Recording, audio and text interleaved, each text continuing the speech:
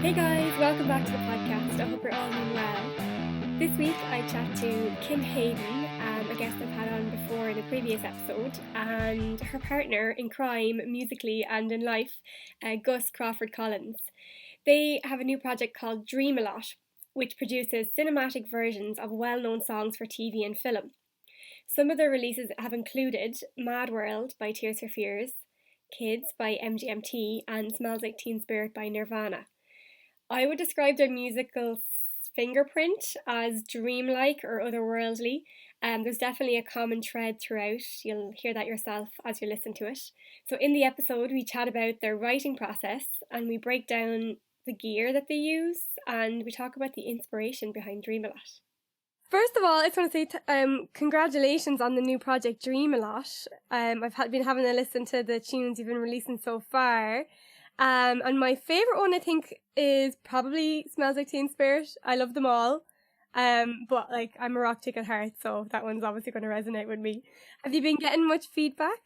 Yeah, I think that's kind of our personal favourite too, perhaps. I know we shouldn't be biased towards any of our songs, but... I'm glad to hear you like it, though, being a rock chick, because I know, obviously, re-recording a Nirvana song is a big kind of, obviously some people aren't going to like it. But it's good to hear you like it. Yay. It's really nice, and I feel like there's like a common thread throughout all the songs. It's kind of like, I don't know if that was kind of a thought out thing about like having some kind of common thread that like sounds like Dreamalot. Did you think about that, or is that something that just happened naturally? Well, absolutely. We kind of, I suppose the main thing was, number one, that was our main thing, was like, right, we have to create a sound, so you have to know it's a Dreamalot production.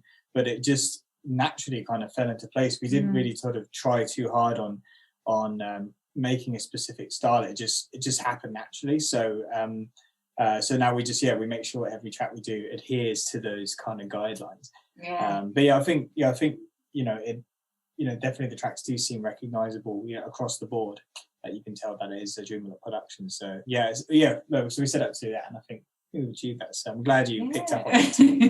Yeah, I feel like it, the way, like, I mean, I'm not like big on names of producers and stuff, but the way they say that, like, you can kind of hear, you can hear like a producer's style on people's songs. Sometimes it like comes true. You're like, oh, I know who produced that song because it's done in a specific way.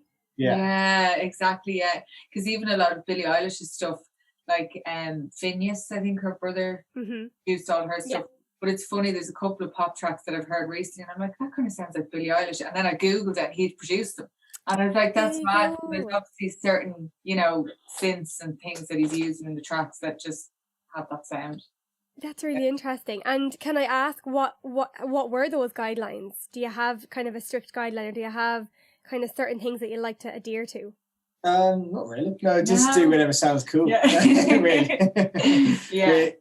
We're very, very, very critical in the studio. So sometimes we might, we could work. Like there's a few weeks ago, we were trying to crack a piece which is coming out in a couple of weeks' time. I won't give it away yet, but a 12-hour session. I mean, we literally did not leave the studio. I think we went up after 8 hours for a cup of tea, and then came straight back down, and just like kept going until it just kind of fits into place and has those kind of those elements that make the track. So essentially, kind of don't know what they are. They just it's just a sort of textural sound thing and atmosphere.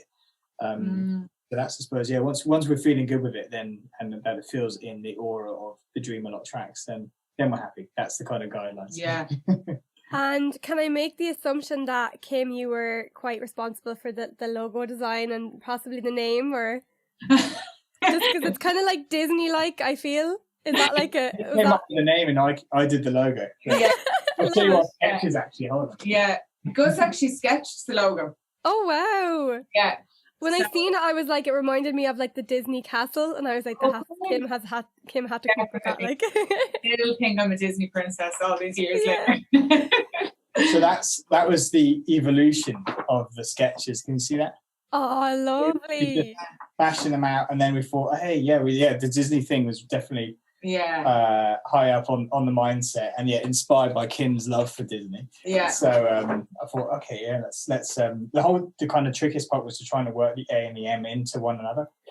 So that was the kind of best solution. And then we worked with a brilliant guy actually in the States who was just wonderful. Like he literally sort of did unlimited revisions until we were totally happy with the logo. So hats off to him for having him there as well, and for bringing it to life for you. Yeah, exactly. Yeah. So it's cool. It's fun doing a sketch, but then like actually digitizing it is the fun part. And like, did you have, when you were like brainstorming names for the project, did you have like a certain kind of way you wanted to present yourself, or did you have kind of imagery that you wanted to evoke in people when they heard the name? Or I suppose because the music is I think it kind of sounds quite dreamy, so like we wanted the vision to kind of go with that, and that real kind of atmospheric sound that brings you into a different kind of realm, because the songs are obviously being brought to a different style as well, so that whole dreamy feel, I suppose. Yeah, definitely. And like it was funny, the whole kind of process of the name, because it was around Christmas time. We were like, right, we have to settle on this name. Like we've been a couple of weeks trying to come up with a name. Yeah. And, sort of living with a name for a day or so, and then you're like, I hate that, it's rubbish. So we sort of come up with things like spinning wheel and things like that. So we were kind of aiming this direction. Then we were just sitting down one evening around the table with my parents actually, and Kim was just chatting away and said, I dream a lot about something. We were talking about dreams, and then my dad was like, hey, that sounds cool. Has a nice ring to it. Yeah. So then we sort of edited it down and improved it, and we're like, right, that's it, in the bag. Love it. I love it. Yeah. I think it's a great logo actually. And I think a name can be important, and a logo can be important in helping really like embed your brand in people's minds. Like for me, when I seen it, I think because the little tower reminded me a bit of Disney, it kind of made me feel like your brand was like of a status, that kind of way. Because of that, I kind of related it with Disney in a way. And I know you're not releasing Disney songs, but I related it with something kind of bigger. Yeah. Because of my kind of, I suppose, preconceived notions about what I thought the logo might be influenced by, but I think it's a great name. And I love as well that like messaging there at all. Sorry? No subliminal messaging at all there, none intended, I swear. I know. I guess I'm always looking for like the meaning in things, right? And sometimes it's like just a name. It's just like that name sounds good or looks good on paper, right? Yeah, absolutely. But that's such an interesting point you just made there, because like because I've worked in music advertising for years, I was really, really it's really important to me, the whole brand aspect, and because I've worked with so many creative directors, that it's all about the brand and it revolves totally around the brand. So that really sort of I wanted to hone in on that big time, and I thought that was definitely a key part to our operation, is nailing that whole brand look and the idea and the feel and how it represents the music as well. So it's cool that you picked up on that, and that you think it has that gravitas to it as well. Yeah, and like because of like both of your previous experience like in the industry, you probably like brought something to the table without even really consciously thinking of it. Like you brought your experience from, you said you worked in, is it marketing you worked in, was it? Sure. So I did music for advertising for years. Well, we still we still do that with this as well. For a couple of the tracks are kind of geared towards campaign style tracks, but yes, I worked in that for years and had a team of composers on the books, and I've done a few things for Amazon and a couple of ads out in Australia and stuff like that, still running actually at the minute. So yeah, it was an interesting kind of diversity to it as well. It's nice to bring that into this realm as well, and like cross blend it a bit. So there's lots of cool things you can pick up from that. Yeah, and like how important do you think it is to be kind of like have multiple skills when you're working in this industry? Really important. You literally have to be everything now. The plumber, the electrician, graphic designer. It is hard. And I suppose for me, because I don't really play an instrument as such, but I still have these productions ideas, it's hard, because you're like, you really need to match yourself with a producer that gets exactly what you mean. To get it across, because I've worked with so many producers before, and like, I'm proud of a lot of the work I've done, but also there is producers that you work with and you're like, that's not exactly how I imagined it.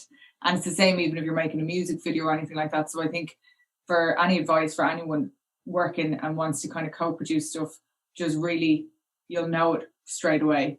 Don't waste time, just feel it and go for it. And I think that's really important. Yeah, definitely. It's all about having the right teammate. Like, I feel that we've made a brilliant team between the two of us, and it's so funny because we wanted to work together for ages, and then we had this opportunity to do it.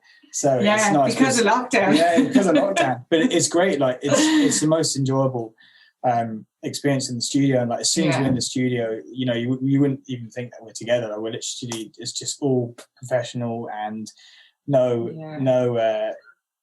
messing about or anything. It's just totally to the point. And I think that's like we've definitely like kind of created that team where, you know, like Kim was saying, she doesn't actually play any. Well, she's a great guitarist. She's being modest now. She does. I was going to ask about that. Yeah. But don't ask me to play a lead or anything. I can sing like and write with it, but like I wouldn't call myself a guitar player, you know. But I can take you around. Yeah, she's good. It's good. But like everything that we do in the studio, literally, it's straight down the middle. There's every section of the song is completely co-produced. You know, like I'll put something down, and like, you know, we'll both be really good editors of one another, and you know, that's how, you know, we totally complement one another's. I did. Yes, exactly. So you guys are a couple. Is that why you think you work so well together, that you just kind of know each other so well? I haven't actually thought of that. Hold on. Because some people are actually... Give us 5 minutes. Some people are saying to me, like, how the hell are you working together and together? But I think it's because we were actually, you know, a couple for a few years before we started working together. I think that kind of benefited the whole thing, and we both knew our backstory in the industry so well that then when we started working together, it was like, we knew exactly what we both wanted from the industry and everything else. So I think it was just kind of the relationship experience. Yeah, definitely. I think I suppose it probably helped the fact that when we first met, we were actually working together, because Kim came down to my studio for a vocal session, and that's how we met. So we were like love at first sight. Yeah, or first song. Yeah, exactly. I admit to that. So when Kim came down, we were working together professionally. It's funny though, when we're in the studio, we're, you know, there's no lovey-doveyness or anything like that. It's just totally pro. And I think maybe subconsciously it definitely helps that we, you know each other so well that we can you know, calm each other down in the studio situation, because it can get, you know, obviously it can get frustrating. You know, like if an idea that like both of us have, if you're sitting there and it's just not happening, you can get frustrated, and it is hard then not to kind of take it out on each other. Then you just have to go, look, it's just not working, walk away from it, come back. And I think that's just really important. And I think that comes when you're a little bit older as well, that you kind of learn that it's just not worth it. You just have to just walk away and come back from it. You just need to walk away from it and come back. And I think that is the trick as well with productions as well. Like, you just have to leave it for a few hours. And Kim, how important do you think it is working with a producer that like understands your voice? Really important. It's so important, because there's been, as I say, there's been so many producers that I've worked with, and just sometimes it just hasn't worked. And it's like, you know, they might try and get you to sing in a totally different style, and then you're like, that's just not me. And then you'll just do it because you're like, oh, I'm in the studio and it's a production and I want to just deliver it. But then when you do it and listen back, you're like, that's not how I wanted that to sound. You know, like, you probably know yourself from recording, Rebecca, that it is frustrating from going into the studio sometimes. You know, the way you said that sometimes when you're working with someone, they don't understand like kind of what's you and what's not. So when you're working on the cover stuff, do you, for this project anyway, do you still want to like remain very close to you, who you are as a vocalist? Because some vocalists would be more, I guess, like they would sing any style because they're like, they see them more as a session vocalist. Would you see yourself more in an artist way, even though it's a cover project? Yeah, that's a really good question. Yeah, because like I have done vocals before for ads, and I would treat myself as a session musician for that. But for Dreamalot, I definitely see myself as an artist in it as well, that I want the covers to sound exactly like the production I would imagine for that specific song. I don't want to kind of sound like a session singer on any of the tracks. So I like listening back to them going, that's me. Because even recently we did a track, and I was listening back to it and I was like, it just doesn't sound like me. It sounds like Kim 10 years ago. Do you know, it just like I hadn't found my voice yet and I was trying to kind of mimic the singer a little bit and I was like, that's not me. So just stuff like that. I think it's all about learning your craft as well and kind of knowing exactly what you want to sound like and stuff, you know. Like essentially any great artist or production duo company or whatever you want to call it is, they're all about the sound. And that was a really good point you made. And like literally because there's so many tracks we've started on, it just hasn't clicked. We've chucked it out the window then. It's sad when that happens though. It is sad, but the song has to click, and at the end of the day I can put all the bells and whistles on it that one likes, but the song has to click with Kim. It has to be vocally paired and just feel right, and if that doesn't happen, then the song won't sound right. So just if we're not feeling it, that's it. Yeah. So, and that is definitely one of the main factors to our overall sound and the whole operation and everything. Yeah. So what made you want to go down this route?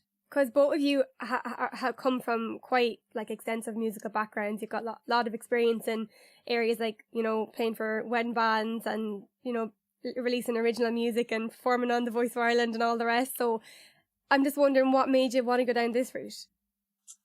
I think, I don't even know how to answer. I think it was basically a few years ago, I worked with a group called Lear, and we started kind of thinking we should start covering songs and making them slightly different to the original. And we'd done a couple of them, and we just loved it, absolutely loved them. And I was like, I really like doing this, making a song completely different. And then I ended up going down the original route then and loved that as well. But then when Gus and I start working together, we noticed that a lot of adverts and stuff like that and Netflix series have covers in them. And I was like, oh, I've done that before. Gus produces for ads and TV. So I was like, why don't we join the two of them together? And we are going to start doing original stuff as well. But I think it's just to get that sound first with the covers and then. Yeah, and I think that because it was funny because over the years, there's come up quite a few times that I've had, agencies coming to me saying, can you cover this track for a Subway advert or whatever? So I had actually roped Kim into a session a few years ago. We did a re-record of Hooked on a Feeling. It was all a cappella version for a Subway ad. So that had come up quite a few times, and then I just literally lived in this world of sync and like pitching for TV and film and stuff. So essentially I think the key thing was the way Netflix have really kind of embedded this style into people's minds now of the slowed down covers. And that was what we wanted to do. And we just love that sound. Like I love all the big bass drops and big brass and strings. So it's cool. It's just cool to do. It's good fun to do. Yeah. Totally fits our style. And I think that's where we really matched on that whole production. And it's scary, like from releasing original stuff before, it's actually really scary releasing an original song. But I think it's nearly scarier releasing like a cover recreated, because you're like up against the fans then that love the original, and you're like, it's not just a brand new song, it's your take on another song, so it is a bit kind of like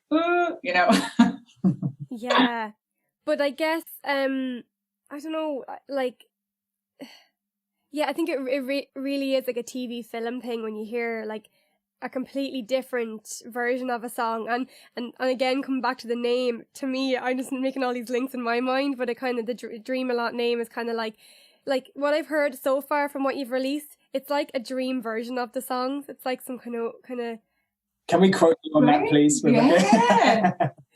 Yeah, of course you can. Yeah, of course. Yeah. Wow, great. I love that. Yeah. That's what it reminds me of. It's like you're, I don't know, in an alternative universe or something. And it's like, what would a song sound like in an alternative universe? Great. My mind is like going, making all these connections. That's exactly what we set out to achieve. And that was the whole thing. We just really wanted to conjure up that atmosphere and totally, transform the song into something, that you hadn't heard before. So I'm delighted to hear that you think of it that way. Of the song. That's wonderful. Brilliant. Yeah, I love that. Well, guys, all the kind of work that you've done, whether consciously or subconsciously, is obviously translating. Great. That's great. And like going back to that kind of whole thing of honing in on the style, like that's why we because of the lockdown, like I was like flat out with ads right up until the lockdown. I literally finished 2 Amazon jobs, and then the week afterwards the coronavirus hit everywhere and shut the whole place down. So it was nice to literally just take a wind down, and like we honed in for a couple of months on just like really creating the style and really making sure we were so like totally happy with the whole production, the whole thing, rather than rushing to a deadline. But now we're back into that full speed deadline mode again. But it was those key couple of months at the beginning that were really important to creating that sound that we have, the dreamy world that we've it has been a dream world for the last year, hasn't it? Yes, yeah. Some people have had nightmares, but maybe it'd be cool to hear a nightmare version of a song. That'd be cool. Definitely. Because I love the real dark, sinister stuff as well, so I'd love to do something a bit more kind of heavier and sinister as well, you know.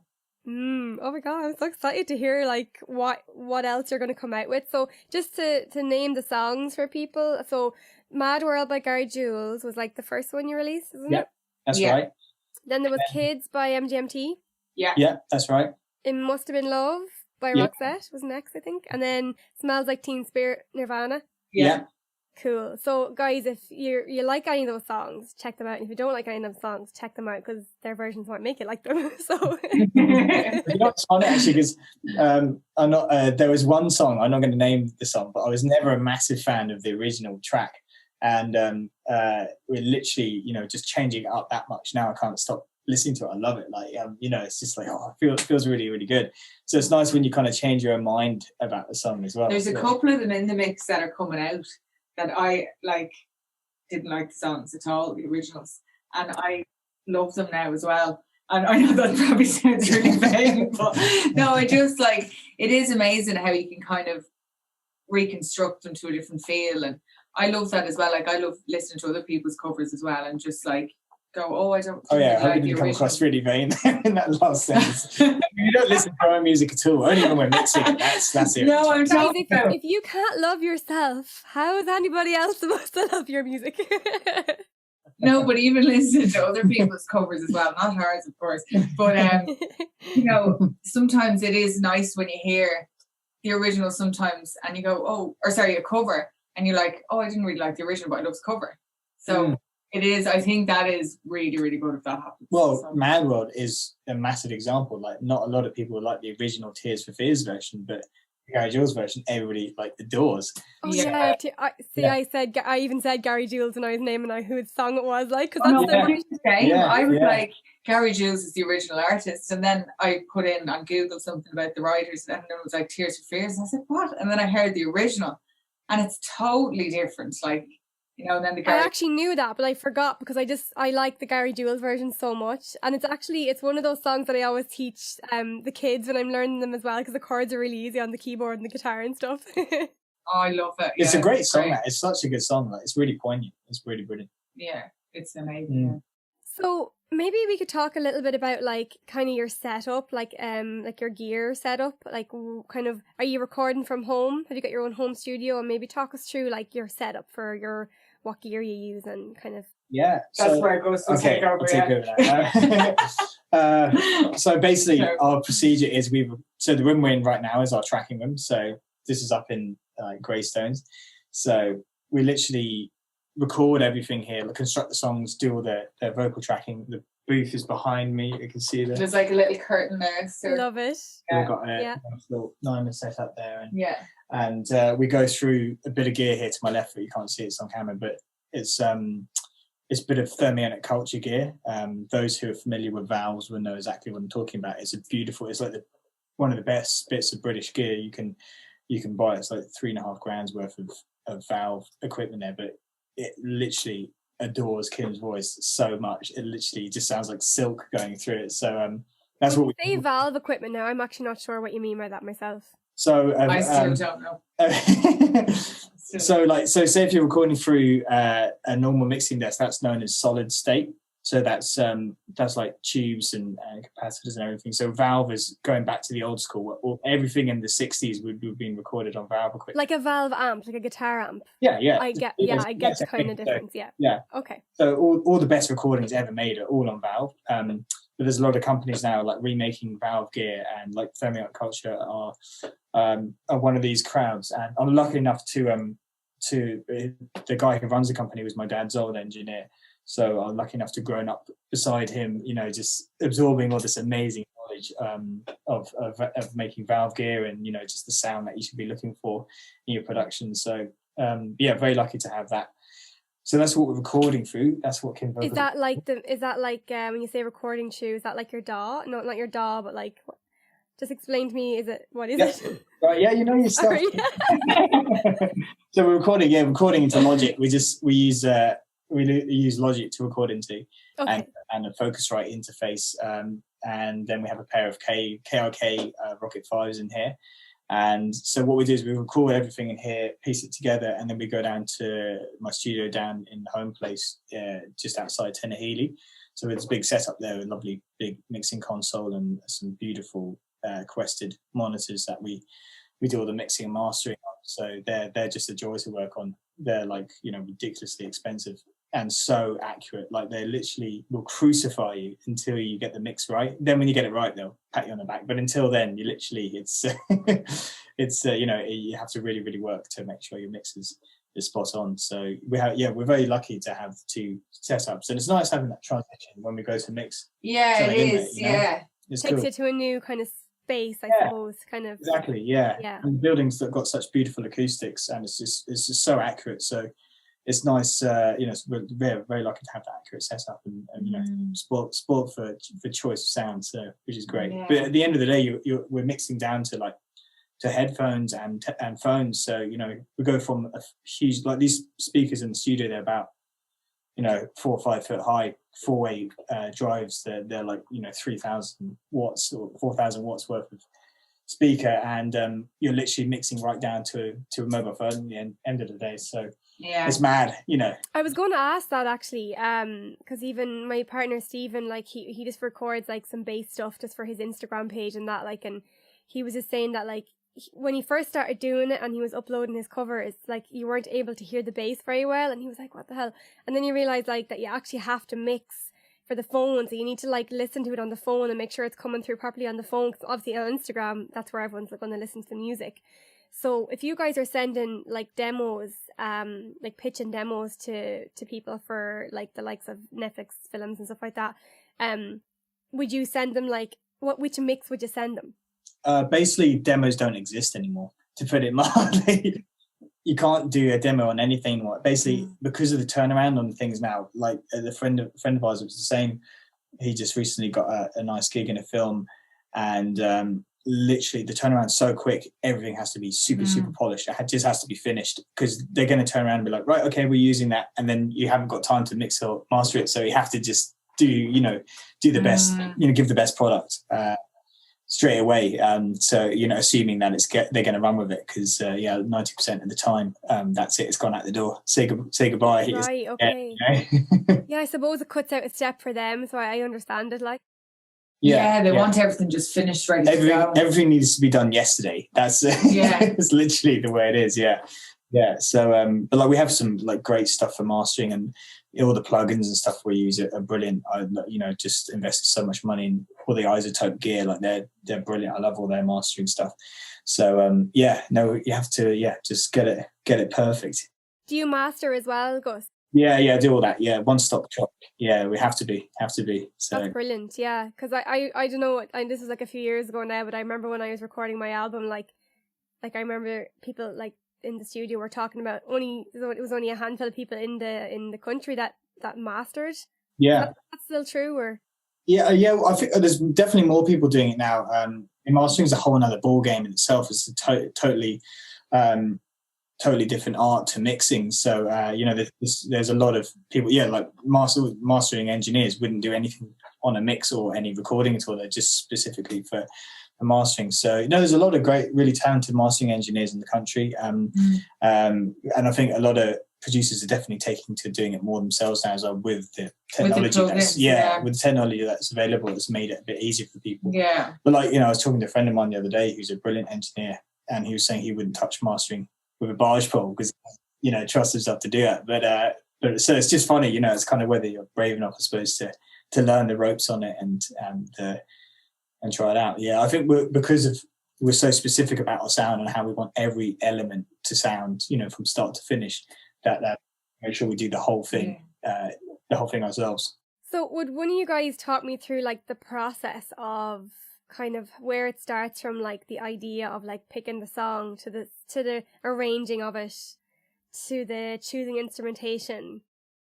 You go for the first half then. Yeah, you could take a minute. The song choice is a funny one because, you know, as we were saying earlier, sometimes it mightn't be a song that you love yourself. I think we kind of more so go for songs that have like really, really relatable lyrics and that may be kind of fast and you want to make them slower so people are able to kind of hear the lyrics a little bit more and bring them out in a different way altogether. So I suppose it's really, for me, choosing the song, I'll listen to the lyrics because being a singer-songwriter, I just love listening to lyrics. And but for Gus, then obviously sometimes I'll say songs to him and he's like, oh God, you know, this is going to be really tricky or it's not going to work. But I suppose when, you know, you've really achieved Never it, do that.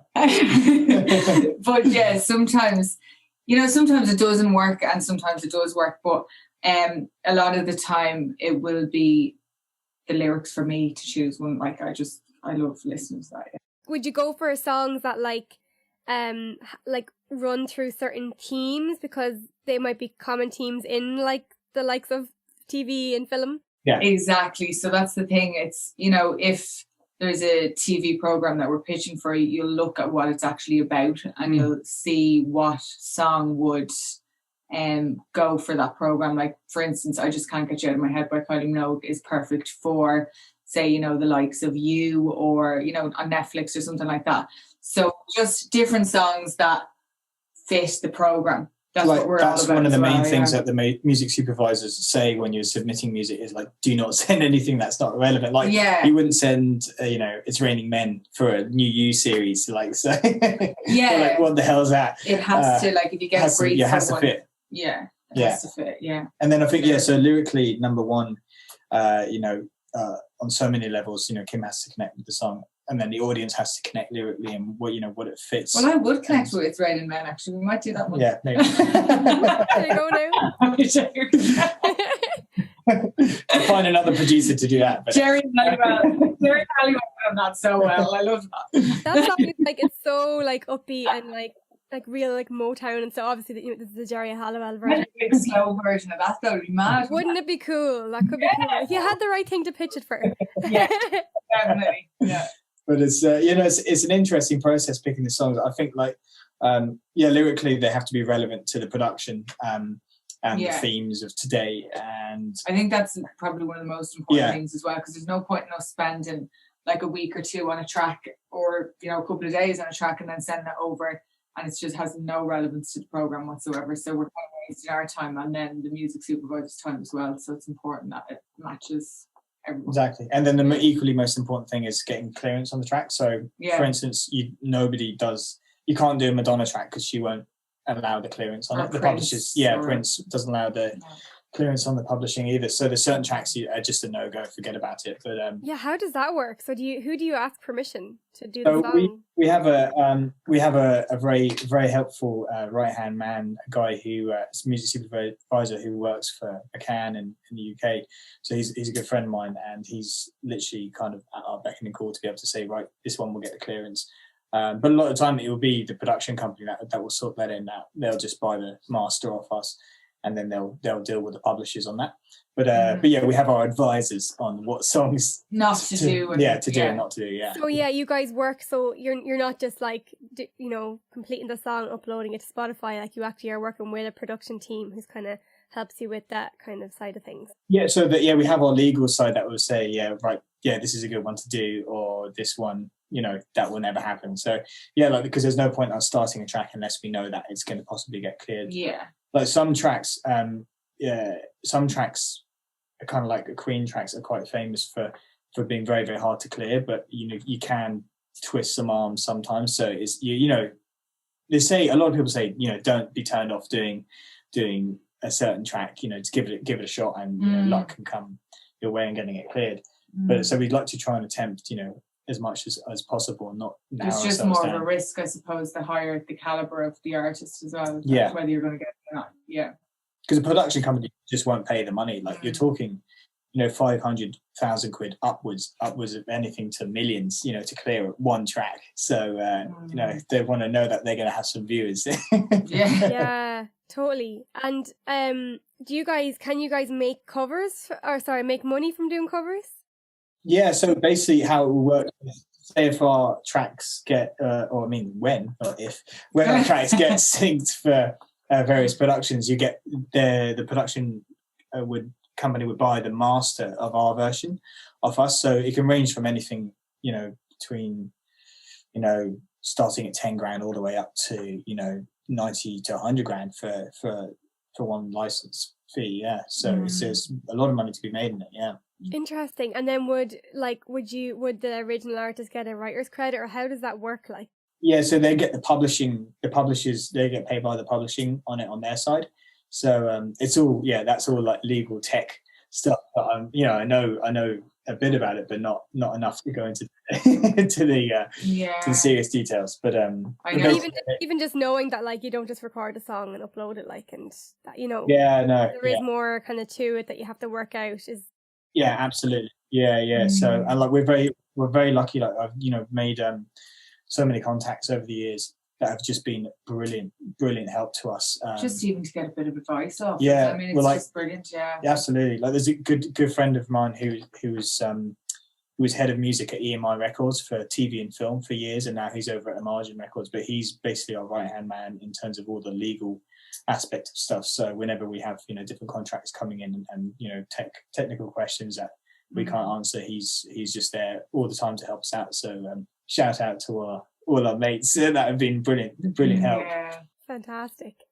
And so when you have a song picked, then what do you do? So like, do you just change the chords to minor and kind of slow the tempo down, like, top you to the process?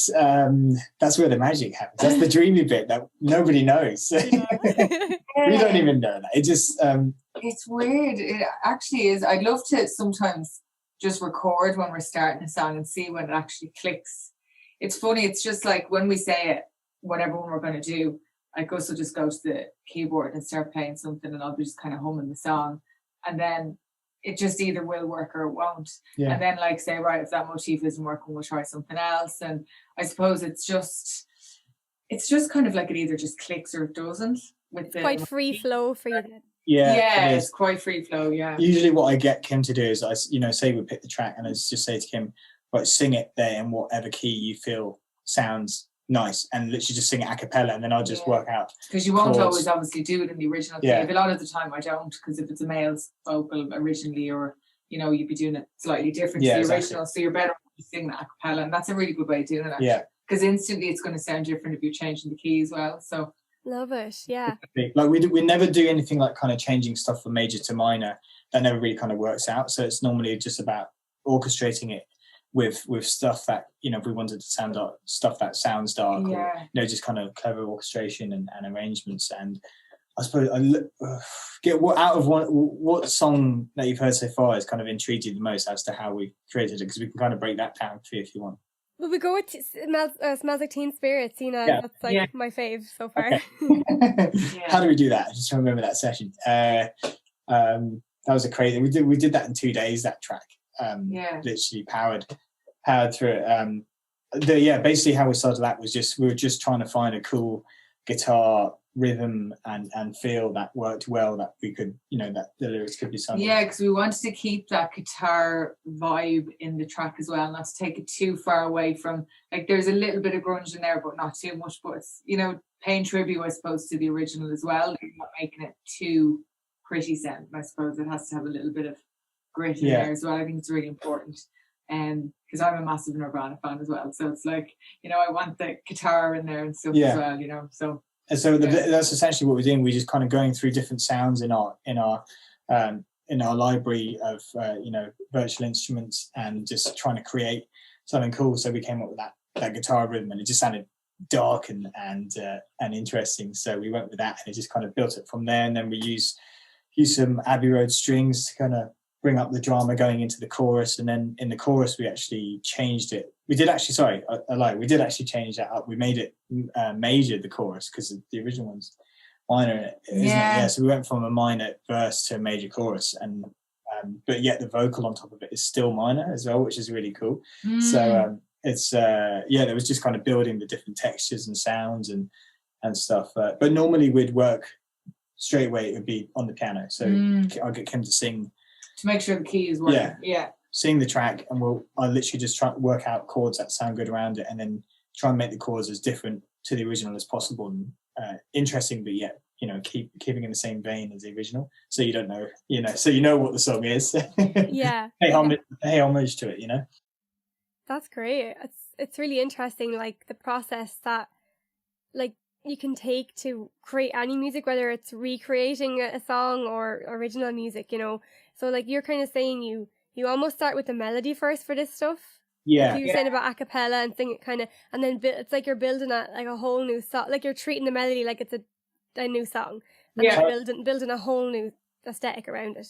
Yeah. I think a lot of people don't appreciate, well, maybe we were like that as well initially, don't appreciate how tricky it is to reconstruct these covers, because it is like a completely brand new song, and you're kind of you're sort of treating the melody differently and the chords differently. A lot of the time, like 90% of the tracks, I haven't even looked up what the original chords to the song were.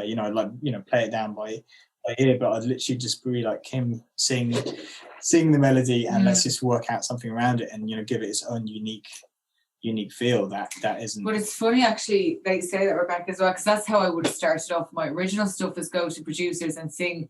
I'd feel like a right idiot now going into the studio, be like, okay, so this is my song, like, sing it, and then they're like, okay, but they'll play something underneath it. But I think that's probably what's translated so well with us, that it makes it sound quite different, is because you're building it right from the bottom up again. So I think that works. Yeah, we're not giving ourselves any walls to kind of be retained by, which is like we have to copy the original chords. We have to do this, because then it just sounds the same. Then like I kind of, apart from the melody and Team Spirit, they're kind of paying homage to it was just the two note notation part that the guitar plays. We just played that on piano and just whacked a load of nice Valhalla reverb on it, and that's kind of have this because that's the thing at the start. I was like, you can't not have that in it. It's just so good. Yeah, but it's funny, like some of the tracks, like Kids, the guitar motif, we totally got rid of that, and because I think it just de-atmosphered the song, if we can use that as a word,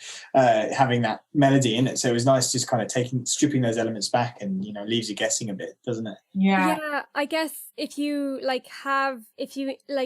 probably depends on the song, but like if you leave a really familiar guitar like riff in a song, people might have an expectation of how they think it should sound, and maybe it might disappoint them if it doesn't sound how they expect when they hear that really familiar guitar lick. So it probably makes sense to change it then, so that they're kind of like, oh, what's going on here? Exactly, yeah. And like there's a song, it's not, I think it's 2 weeks time. We did I'll say it because you're going to hear it anyway. It's Simply the Best. Well, we did Tina Turner Simply the Best.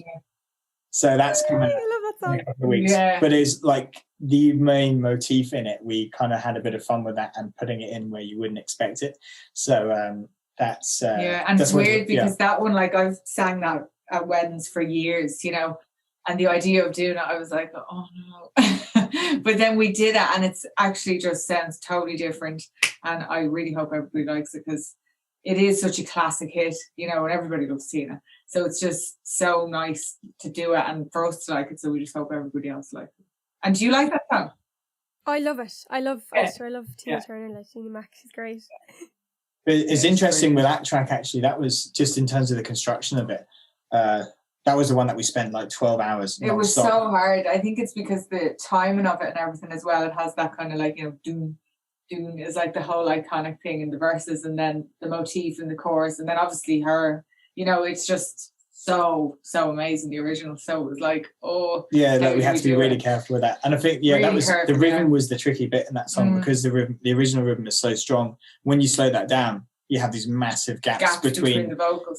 So we're like, that just sounds awful. You can't wait around for a train to like hear the next there's a line, and then there's like 10 minutes and there's another line.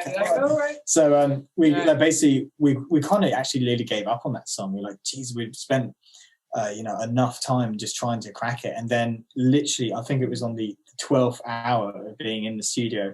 And this is, after a couple of days of trying to crack it as well. And we're on the 12th hour of doing it. And suddenly just play this little rhythm on the piano. I was like, hey, that would fit. That feels good. The momentum's there, but yeah, it's kind of still feeling at the same time as well. So that track kind of revolves around that piano rhythm. Yeah. And that actually piano rhythm, although you can't hear it in the chorus, it's still there, keeping the whole piece tied together. So it's weird. Each song has just a totally different build, and it's just trial and error, really. Yeah, there's no sort of secret formula to making the track. Yeah. I was going to ask, do you think that one in particular was much harder to work out because it was so embedded in your mind, all the elements of it? Maybe you were a bit tunnel visioned on the original version. Definitely. Because even doing it at the weddings and stuff, I'd go for that kind of Tina voice on it, singing the exact way that it's supposed to be sang, and I couldn't get my head around doing it any differently because I've done it for so many years like that. And it was like, how do I change it up and not try and sound like Tina Turner, So that was definitely what made it so hard for me as a vocalist anyway. Yeah, I had that beat embedded in my head as well because I used to drum that at wedding gigs. Also, it's definitely a wedding classic. So I just have that rhythm. So, but that's the fun part, and that's what's cool about doing the covers is totally breaking away from what you know in your comfort zone and really just pushing the boundaries of your creative mindset, and just not being afraid to really go a bit mad and do something different. So that's what life's about, isn't it? Being a bit different and creating new sounds that people haven't heard before. So. Yeah. Okay, this Friday we have Higher and Higher coming out. Cool. What one is that again? The Jackie Wilson track. Higher and Higher. That's higher. Yeah. We have literally, you won't even recognise it. It's so different. It's exciting. You'll be able to hear all of them now on the website. Oh, cool. Yeah. I'll send that to you. But, So that's coming out Friday. Then after that is on the 16th is Reach Out. I'll Be There. Do you know that song? I'll Be There. That one. I think I know the one. Yeah. So that's coming out next, and then then we have Can't Get You Out of My Head is after that. Oh, cool. Yeah. And then, which is we literally tailored that completely for the You trailer. We actually worked with the visuals of the You trailer on that, just to get us totally in that zone. Yeah. That's interesting. Yeah, using a visual to inspire and then kind of what you're writing. You was great, actually, wasn't it? It was crazy series.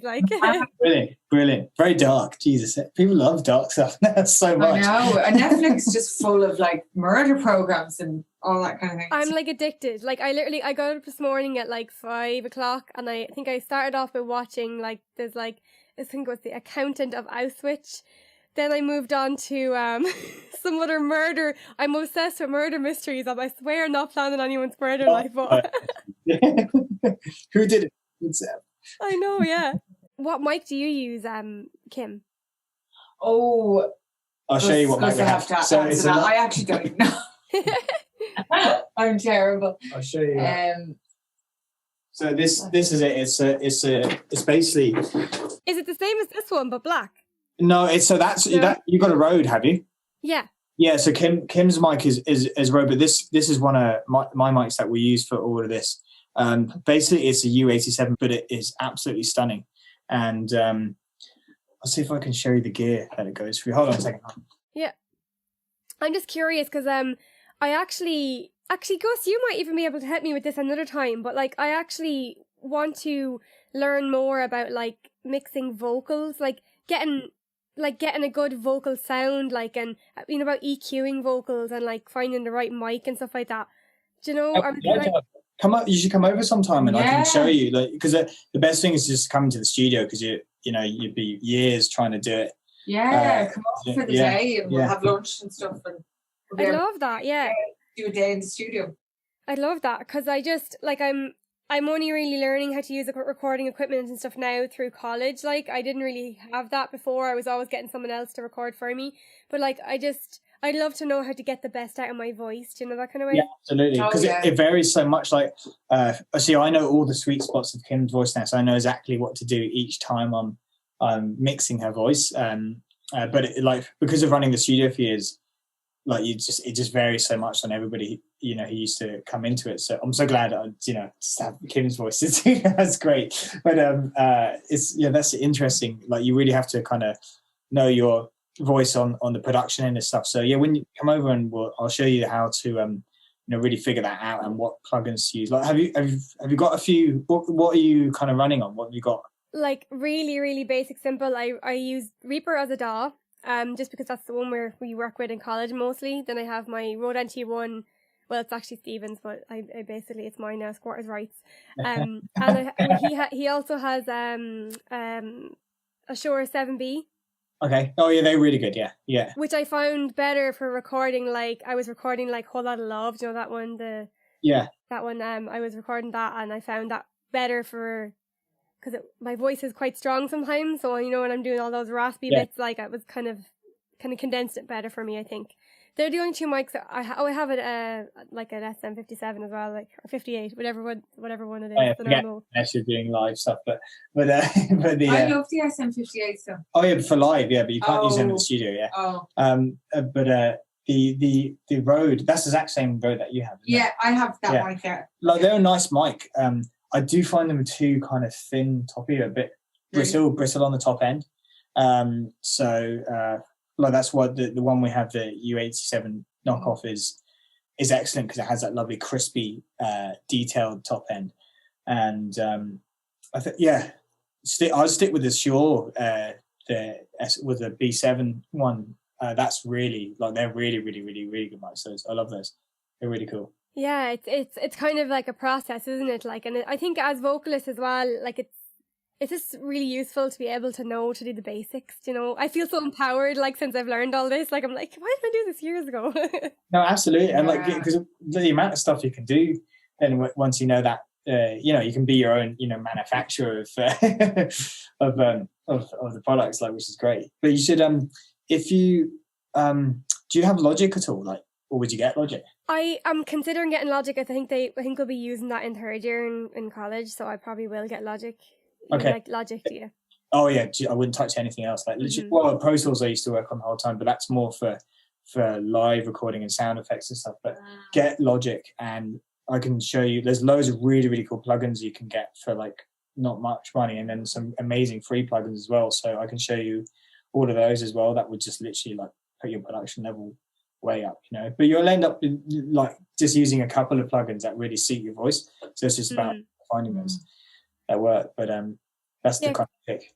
Yeah, it's cool. Anyway, it's like as I said, like, I'm really using such a basic setup now. But, like, just I'm only uploading, like, the odd cover and stuff like that, you know. But I want to learn more about it, so, you know. Definitely. Oh, you can't stop learning. I still, like, look, I in bed at night time, like, watching tutorials still, like, even, you know, years later, there's always, like, new fun tricks to learn, and there's so much gear and software coming out every week that you have to just, like, be, you know, really keep on top of it. So there's literally new stuff every week that, you know, requires a whole new, like, learning curve again. So you figure out one thing, they're like, right, do the whole note. So thanks so much, guys, for your time today. I've really, really enjoyed chatting to you, and I think listeners will get a lot of value from what you've kind of revealed to us today. And I'm really looking forward to hearing what's next from Dreamalot. Great. Thank you so much for having us, Rebecca. It's been a pleasure.